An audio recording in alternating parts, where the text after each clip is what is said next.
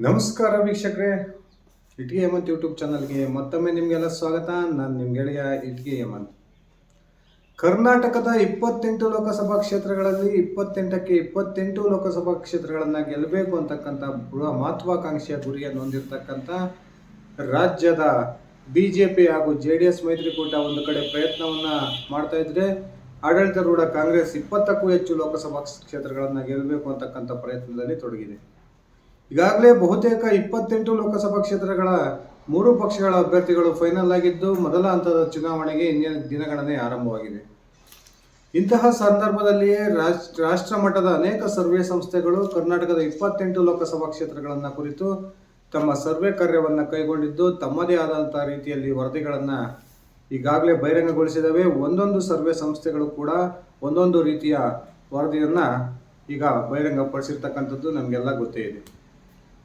ಅನೇಕ ರಾಷ್ಟ್ರ ಮಟ್ಟದ ಸರ್ವೆ ಸಂಸ್ಥೆಗಳು ಕರ್ನಾಟಕದಲ್ಲಿ ಬಿಜೆಪಿ ಹಾಗೂ JDS 24ಕ್ಕೂ ಹೆಚ್ಚು ಲೋಕಸಭಾ ಸ್ಥಾನಗಳನ್ನು ಗೆಲ್ಲುತ್ತೆ, ಆಡಳಿತಾರೂಢ ಕಾಂಗ್ರೆಸ್ ಕೇವಲ 4 ಸ್ಥಾನವನ್ನು ಗೆಲ್ಲುವುದರ ಮೂಲಕ ತೀವ್ರ ಮುಖಾಮುಖಕ್ಕೆ ಒಳಗಾಗುತ್ತೆ ಅಂತಕ್ಕಂಥ ವರದಿಯನ್ನು ಕೊಟ್ಟಿರ್ತಕ್ಕಂತಹ ಸಂದರ್ಭದಲ್ಲಿಯೇ ಕರ್ನಾಟಕದ ಮುಖ್ಯಮಂತ್ರಿ ಸಿದ್ದರಾಮಯ್ಯನವರು ಇತ್ತೀಚೆಗೆ ತನ್ನ ನಂಬಿಕಸ್ಥ ಆಂತರಿಕ ಸರ್ವೆ ಸಮೀಕ್ಷೆ ತಂಡದಿಂದ ಒಂದು ಸರ್ವೆಯನ್ನು ಕೈಗೊಂಡಿದ್ದು, ಅದರ ವರದಿ ಬಹಿರಂಗಗೊಂಡಿದೆ. ನಾನೀಗಾಗಲೇ ಮೊನ್ನೆ ತಾನೇ ಈ ಒಂದು ಕುರಿತು ಒಂದು ವಿಡಿಯೋವನ್ನು ಮಾಡಿದ್ದೆ. ಸಿದ್ದರಾಮಯ್ಯನವರ ಆಂತರಿಕ ಸರ್ವೆ ಸಮೀಕ್ಷೆ ತಂಡ ನಡೆಸಿದ್ದಂತಹ ಸರ್ವೆಯ ಪ್ರಕಾರ ಕರ್ನಾಟಕದ 28 ಲೋಕಸಭಾ ಕ್ಷೇತ್ರಗಳಲ್ಲಿ ಕಾಂಗ್ರೆಸ್ 15ರಲ್ಲಿ ಗೆಲುವನ್ನು ಕಂಡ್ರೆ, ಬಿಜೆಪಿ ಹಾಗೂ JDS ಕೇವಲ 8 ಲೋಕಸಭಾ ಕ್ಷೇತ್ರಗಳನ್ನು ಗೆಲ್ಲೋದಕ್ಕೆ ಸಾಧ್ಯವಾಗುತ್ತೆ. ಇನ್ನು 3ರಿಂದ 5 ಲೋಕಸಭಾ ಕ್ಷೇತ್ರಗಳಲ್ಲಿ ಈ ಎರಡೂ ಪಕ್ಷಗಳಿಗೆ ಗೆಲ್ತಕ್ಕಂಥ 50-50 ಚಾನ್ಸ್ ಇದೆ ಅಂತಕ್ಕಂಥ ವರದಿ ಸಿದ್ದರಾಮಯ್ಯನವರ ಕೈ ಸೇರಿದ್ದನ್ನು ನಾನು ಈಗಾಗಲೇ ನಿಮ್ಮ ಮುಂದೆ ಬಹಿರಂಗಪಡಿಸಿದ್ದೆ. ಇದೀಗ ಮತ್ತೊಂದು ಪ್ರಮುಖ ರಾಷ್ಟ್ರೀಯ ಸರ್ವೆ ಸಂಸ್ಥೆಯಾಗಿರ್ತಕ್ಕಂಥ ಲೋಕ್ಪೋಲ್ ಕರ್ನಾಟಕದ 28 ಲೋಕಸಭಾ ಕ್ಷೇತ್ರದ ಒಂದು ಫಲಿತಾಂಶದ ಕುರಿತು ಸರ್ವೆ ಕಾರ್ಯವನ್ನು ಕೈಗೊಂಡಿದ್ದು, ಇದೀಗ ತನ್ನ ಸರ್ವೆಯ ವರದಿಯನ್ನು ಬಹಿರಂಗಗೊಳಿಸಿ ಬಿಜೆಪಿ ಹಾಗೂ JDSಗೆ ಬಹುದೊಡ್ಡ ಶಾಖನ್ನು ನೀಡಿದೆ ಅಂತಕ್ಕಂಥ ವರದಿಗಳು ಬರ್ತಾ ಇದ್ದಾವೆ. ಬನ್ನಿ ಸ್ನೇಹಿತರೆ, ಹಾಗಾದರೆ ಲೋಕ್ಪೋಲ್ ಸಂಸ್ಥೆ ನೀಡಿರ್ತಕ್ಕಂಥ ಆ ಸರ್ವೆಯ ವರದಿಯ ಪ್ರಕಾರ ಕರ್ನಾಟಕದಲ್ಲಿ ಯಾವ ಪಕ್ಷಕ್ಕೆ ಎಷ್ಟು ಸ್ಥಾನಗಳು ಲಭ್ಯವಾಗ್ತವೆ, ಬಿಜೆಪಿ ಹಾಗೂ JDSಗೆ ಈ ಲೋಕ್ಪೋಲ್ ಸಂಸ್ಥೆ ಕೊಟ್ಟಿರ್ತಕ್ಕಂಥ ಒಂದು ಶಾಕ್ ಆದರೂ ಏನು ತಿಳ್ಕೊಂಡು ಬರೋಣ. ಅದಕ್ಕಿಂತ ಮುಂಚೆ ನೀವಿನ್ನು ನನ್ನ ಇಟ್ಗೆ ಹೇಮಂತ್ ಯೂಟ್ಯೂಬ್ ಚಾನಲ್ಗೆ ಸಬ್ಸ್ಕ್ರೈಬ್ ಮಾಡಿಲ್ಲ ಅಂದರೆ ದಯವಿಟ್ಟು ಸಬ್ಸ್ಕ್ರೈಬ್ ಮಾಡಿಕೊಂಡು ಬೆಲ್ ಬಟನನ್ನು ಕ್ಲಿಕ್ ಮಾಡಿ. ನಾನು ಕೊಡ್ತಕ್ಕಂಥ ಮಾಹಿತಿ ನಿಮ್ಗೆ ಇಷ್ಟ ಆಗಿದ್ರೆ ಈ ವಿಡಿಯೋಗೆ ಲೈಕ್ ಮಾಡಿ, ಶೇರ್ ಮಾಡಿ, ಕಮೆಂಟ್ ಮಾಡಿ. ವೀಕ್ಷಕರೇ, ಕಳೆದ 4-5 ಲೋಕಸಭಾ ಚುನಾವಣೆಗಳಲ್ಲಿ ಕೂಡ ಕರ್ನಾಟಕದಲ್ಲಿ ಕಾಂಗ್ರೆಸ್ 2 ಅಂಕಿಯನ್ನು ದಾಟಿಲ್ಲ ಅಂತಕ್ಕಂಥದ್ದು ನಮಗೆಲ್ಲ ಗೊತ್ತಿರ್ತಕ್ಕಂಥ ವಿಚಾರ. ರಾಜ್ಯ ಸರ್ಕಾರ ಯಾವುದೇ ಇರಲಿ, ರಾಜ್ಯದ ಮತದಾರ ಲೋಕಸಭೆಯ ವಿಚಾರ ಬಂದಾಗ ಬಿಜೆಪಿಗೆ ಬೆಂಬಲ ಮಾಡ್ತಾ ಬಂದಿರತಕ್ಕಂಥದ್ದು ಕರ್ನಾಟಕದ ಇತಿಹಾಸ. ಸುಮಾರು 4-5 ಚುನಾವಣೆಗಳಿಂದ ಕರ್ನಾಟಕದಲ್ಲಿ ಬಿಜೆಪಿ ಹೆಚ್ಚು ಸ್ಥಾನಗಳನ್ನು ಗೆಲ್ತಾನೆ ಬಂದಿದೆ. ಆ ಮೂಲಕ ಕಾಂಗ್ರೆಸ್ ಹೀನಾಯವಾಗಿ ಪ್ರದರ್ಶನವನ್ನು ಕೊಡ್ತಾನೆ ಬಂದಿದೆ. ಆದರೆ ಈ ಬಾರಿ ರಾಜ್ಯದ ಚಿತ್ರಣ ಬದಲಾಗಿದೆ.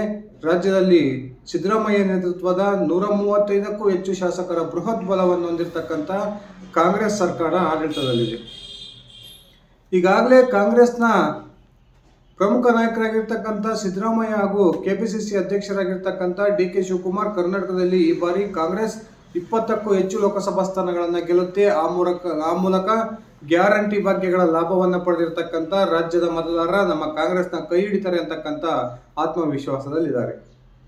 ಇನ್ನು ಕಳೆದ ಬಾರಿಯ 28 ಲೋಕಸಭಾ ಕ್ಷೇತ್ರಗಳ ಪೈಕಿ 25 ಲೋಕಸಭಾ ಕ್ಷೇತ್ರಗಳನ್ನು ಗೆದ್ದಿದ್ದಂತಹ ಬಿಜೆಪಿ ಈ ಬಾರಿ JDSನೊಂದಿಗೆ ಜೊತೆಗೂಡಿ 28ಕ್ಕೆ 28 ಲೋಕಸಭಾ ಕ್ಷೇತ್ರಗಳನ್ನು ನಾವು ಗೆಲ್ತೀವಿ ಅಂತಕ್ಕಂಥ ಆತ್ಮವಿಶ್ವಾಸದ ಮಾತನ್ನ ಬಿಜೆಪಿ ಹಾಗೂ JDSನ ನಾಯಕರು ಆಡ್ತಾ ಬಂದಿದ್ದಾರೆ. ಈಗಾಗಲೇ ಹೊರ ಬಂದಿರತಕ್ಕಂಥ ರಾಷ್ಟ್ರೀಯ ಸರ್ವೆಯ ಅನೇಕ ಸುದ್ದಿ ಸಂಸ್ಥೆಗಳು ನೀಡಿರ್ತಕ್ಕಂಥ ಸರ್ವೆ ವರದಿಯ ಪ್ರಕಾರ ಕರ್ನಾಟಕದಲ್ಲಿ ಈ ಬಾರಿ ಬಿಜೆಪಿ 20ಕ್ಕೂ ಹೆಚ್ಚು ಸ್ಥಾನಗಳನ್ನು ಗೆಲ್ಲುತ್ತೆ. ಬಿಜೆಪಿಯ ಮಿತ್ರ ಪಕ್ಷವಾಗಿರ್ತಕ್ಕಂಥ JDS 2ರಿಂದ 3 ಸ್ಥಾನಗಳನ್ನು ಗೆಲ್ಲುತ್ತೆ. ಆ ಮೂಲಕ ಈ ಬಾರಿ ಆಡಳಿತಾರೂಢ ಕಾಂಗ್ರೆಸ್ಗೆ ಮತ್ತೊಮ್ಮೆ ಕರ್ನಾಟಕದಲ್ಲಿ ಬಹುದೊಡ್ಡ ಮುಖಭಂಗ ಆಗುತ್ತೆ ಅಂತಕ್ಕಂಥ ವರದಿಯನ್ನು ಕೊಟ್ಟಿದ್ದಾರೆ. ಆದರೆ ಇದೀಗ ರಾಷ್ಟ್ರೀಯ ಕೇಂದ್ರದ ಗುಪ್ತಚರ ಇಲಾಖೆ ನರೇಂದ್ರ ಮೋದಿ ಅವರಿಗೆ ಕೊಟ್ಟಿದ್ದಂತಹ ವರದಿಯಲ್ಲಿ ಕೂಡ ಕರ್ನಾಟಕದಲ್ಲಿ ಕಳೆದ ಬಾರಿ ಕರ್ನಾಟಕದ ಬಿಜೆಪಿ ಗೆದ್ದಿದ್ದಂತಹ 25 ಲೋಕಸಭಾ ಕ್ಷೇತ್ರಗಳ ಪೈಕಿ 15ಕ್ಕೂ ಹೆಚ್ಚು ಲೋಕಸಭಾ ಕ್ಷೇತ್ರಗಳನ್ನು ಕಳೆದುಕೊಳ್ಳುತ್ತೆ ಅಂತಕ್ಕಂಥ ವರದಿಯನ್ನು ಕೊಟ್ಟಿದ್ದನ್ನು ನಾವೆಲ್ಲ ನೋಡಿದ್ದೀವಿ.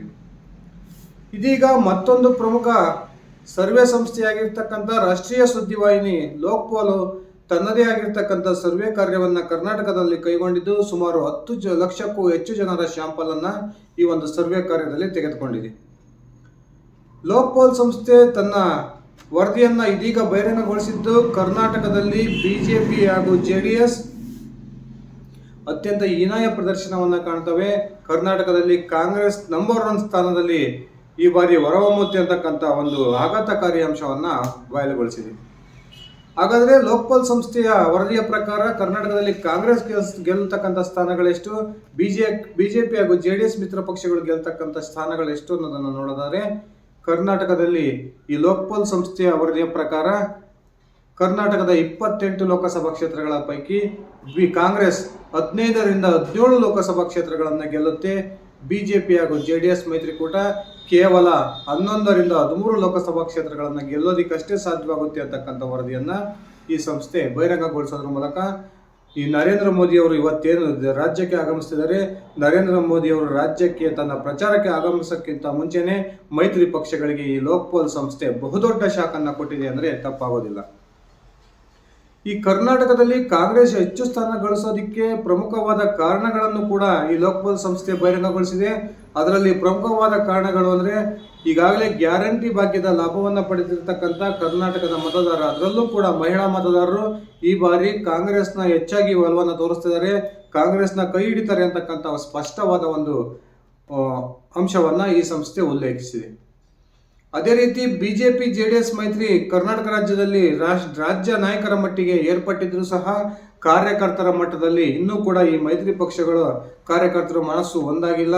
ಈ ಕಾರಣಕ್ಕೆ ಬಿಜೆಪಿ ಹಾಗೂ ಜೆಡಿಎಸ್ ಎಲ್ಲೆಲ್ಲ ಸ್ಪರ್ಧೆ ಮಾಡಿದವೋ ಬಿಜೆಪಿ ಸ್ಪರ್ಧೆ ಮಾಡಿರ್ತಕ್ಕಂಥ ಕ್ಷೇತ್ರಗಳಲ್ಲಿ ಜೆಡಿಎಸ್ ಒಳ್ಳೆ ಹೊಡೆತ ಕೊಡುತ್ತೆ, ಅದೇ ರೀತಿ ಜೆಡಿಎಸ್ನ ಅಭ್ಯರ್ಥಿಗಳು ಸ್ಪರ್ಧೆ ಮಾಡಿರ್ತಕ್ಕಂಥ ಕ್ಷೇತ್ರಗಳಲ್ಲಿ ಬಿಜೆಪಿ ಒಳ ಹೊಡೆತವನ್ನು ಕೊಡುತ್ತೆ ಅಂತಕ್ಕಂಥ ಅಂಶವನ್ನ ಈ ಒಂದು ಸಂಸ್ಥೆ ಉಲ್ಲೇಖ ಮಾಡೋದ್ರ ಮೂಲಕ ಕರ್ನಾಟಕದಲ್ಲಿ ಈ ಬಾರಿ ಕಾಂಗ್ರೆಸ್ಗೆ ಬಹುದೊಡ್ಡ ಲಾಭ ಆಗುತ್ತೆ. ಕಳೆದ 4-5 ಲೋಕಸಭಾ ಚುನಾವಣೆಯಲ್ಲಿ ಕಾಂಗ್ರೆಸ್ ಏನು 2 ಅಂಕಿಯನ್ನು ದಾಟಿರಲಿಲ್ಲ, ಆದರೆ ಈ ಬಾರಿ ಕಾಂಗ್ರೆಸ್ 2 ಅಂಕಿಯನ್ನು ದಾಟುತ್ತೆ. ಆ ಮೂಲಕ 15ರಿಂದ 17 ಲೋಕಸಭಾ ಕ್ಷೇತ್ರಗಳನ್ನು ತನ್ನ ತೆಕ್ಕೆಗೆ ತೆಗೆದುಕೊಳ್ಳುತ್ತೆ ಅಂತಕ್ಕಂಥ ವರದಿಯನ್ನ ಈ ಸಂಸ್ಥೆ ನೀಡಿದೆ. ಹಾಗೇನೆ ಕರ್ನಾಟಕದ ಬಿಜೆಪಿಯಲ್ಲಿರ್ತಕ್ಕಂಥ ಬಂಡಾಯ, ಒಳಜಗಳ ಹಾಗೂ ಅಭ್ಯರ್ಥಿಗಳು ಏನು ನಾಯಕರು ತಮ್ಮ ಅಧಿಕೃತ ಅಭ್ಯರ್ಥಿಗಳ ಪರವಾಗಿ ಕೆಲಸ ಮಾಡದೇ ಇರತಕ್ಕಂಥ ಮನಸ್ಥಿತಿ, ಈ ಎಲ್ಲ ಕಾರಣಕ್ಕೆ ಬಿಜೆಪಿ ಅನೇಕ ಸ್ಥಾನಗಳನ್ನು ಈ ಬಾರಿ ಕಳೆದ ಲೋಕಸಭಾ ಚುನಾವಣೆಗೆ ಹೋಲಿಸಿಕೊಂಡ್ರೆ ಕಳೆದುಕೊಳ್ಳುತ್ತೆ ಅಂತಕ್ಕಂಥ ವರದಿಯನ್ನ ಈ ಸಂಸ್ಥೆ ನೀಡಿದೆ. ಅತ್ಯಂತ ಪ್ರಮುಖವಾಗಿ ಜೆಡಿಎಸ್ ಸ್ಪರ್ಧೆ ಮಾಡಿರ್ತಕ್ಕಂಥ 3 ಲೋಕಸಭಾ ಕ್ಷೇತ್ರಗಳಲ್ಲಿ ಜೆಡಿಎಸ್ ಸೋಲಿನ ಭೀತಿಯನ್ನು ಎದುರಿಸ್ತಾ ಇದೆ ಅಂತಕ್ಕಂಥ ಒಂದು ಅಂಶವನ್ನು ಕೂಡ ಈ ಸಂಸ್ಥೆ ಬಹಿರಂಗಗೊಳಿಸಿದೆ. ಅದರಲ್ಲೂ ಕೂಡ ಜೆಡಿಎಸ್ನ ಭದ್ರಕೋಟೆ ಎನಿಸ್ಕೊಂಡಿರ್ತಕ್ಕಂಥ ಹಾಸನದಲ್ಲಿಯೇ ಈ ಬಾರಿ ಜೆಡಿಎಸ್ಗೆ ಸೋಲು ಉಂಟಾಗುತ್ತೆ. ಆ ಮೂಲಕ ಶ್ರೇಯಸ್ ಪಟೇಲ್ ಅವರು ಅತ್ಯಂತ ಸುಲಭವಾದ ಗೆಲುವನ್ನ ಹಾಸನ ಲೋಕಸಭಾ ಕ್ಷೇತ್ರದಲ್ಲಿ ಕಾಣ್ತಾರೆ ಅಂತಕ್ಕಂಥ ವರದಿಯನ್ನ ಈ ಸಂಸ್ಥೆ ನೀಡಿದೆ. ಸ್ನೇಹಿತರೆ, ಲೋಕ್ಪಾಲ್ ಸಂಸ್ಥೆ ಕೊಟ್ಟಿರ್ತಕ್ಕಂಥ ಈ ಸರ್ವೆ ವರದಿಯ ಪ್ರಕಾರ ಕರ್ನಾಟಕದಲ್ಲಿ ಮೈತ್ರಿ ಪಕ್ಷಗಳು 11ರಿಂದ 13 ಸ್ಥಾನಗಳಿಗಷ್ಟೇ ಸೀಮಿತವಾದರೆ ಕಾಂಗ್ರೆಸ್ 15ರಿಂದ 17 ಸ್ಥಾನಗಳನ್ನು ಗೆಲ್ಲಬಹುದು ಅಂತಕ್ಕಂಥ ವರದಿ ಏನಿದೆ, ಈ ಕುರಿತು ನಿಮ್ಮ ವೈಯಕ್ತಿಕ ಅಭಿಪ್ರಾಯ ಏನಿದೆ ದಯವಿಟ್ಟು ಕಮೆಂಟ್ ಮಾಡಿ ತಿಳಿಸಿ. ಕರ್ನಾಟಕದಲ್ಲಿ ಯಾವ ಪಕ್ಷಕ್ಕೆ ಎಷ್ಟು ಸ್ಥಾನಗಳು ಲಭ್ಯ ಆಗ್ಬೋದು, ನಿಮ್ಮ ಅನಿಸಿಕೆಯ ಪ್ರಕಾರ ಯಾವ್ಯಾವ ಪಕ್ಷಕ್ಕೆ ಎಷ್ಟೆಷ್ಟು ಸ್ಥಾನಗಳು ಲಭ್ಯವಾಗ್ತವೆ ದಯವಿಟ್ಟು ಕಮೆಂಟ್ ಮಾಡಿ ತಿಳಿಸಿ. ಇದಿಷ್ಟಾಗಿತ್ತು ಸ್ನೇಹಿತರೆ ನನ್ನ ಇವತ್ತಿನ ವಿಡಿಯೋ. ನಾನು ಕೊಟ್ಟಿರ್ತಕ್ಕಂಥ ಮಾಹಿತಿ ನಿಮ್ಗೆ ಇಷ್ಟ ಆಗಿದ್ರೆ ಈ ವಿಡಿಯೋಗೆ ಲೈಕ್ ಮಾಡಿ, ಶೇರ್ ಮಾಡಿ. ಅದೇ ರೀತಿ ನೀವಿನ್ನು ನನ್ನ ಇಟ್ಗೆ ಮತ್ತು ಯೂಟ್ಯೂಬ್ ಚಾನಲ್ಗೆ ಸಬ್ಸ್ಕ್ರೈಬ್ ಮಾಡ್ಕೊಂಡಿಲ್ಲ ಅಂದರೆ ದಯವಿಟ್ಟು ಸಬ್ಸ್ಕ್ರೈಬ್ ಮಾಡಿಕೊಂಡು ಬೆಲ್ ಬಟನನ್ನು ಕ್ಲಿಕ್ ಮಾಡಿ. ಹೀಗೇನೆ ನನ್ನ ಓಲಿ ನ್ಯೂಸ್ ಯೂಟ್ಯೂಬ್ ಚಾನಲನ್ನು ನೋಡ್ತಾ ಇರಿ ಸ್ನೇಹಿತರೆ. ಧನ್ಯವಾದಗಳು, ಶುಭ ದಿನ.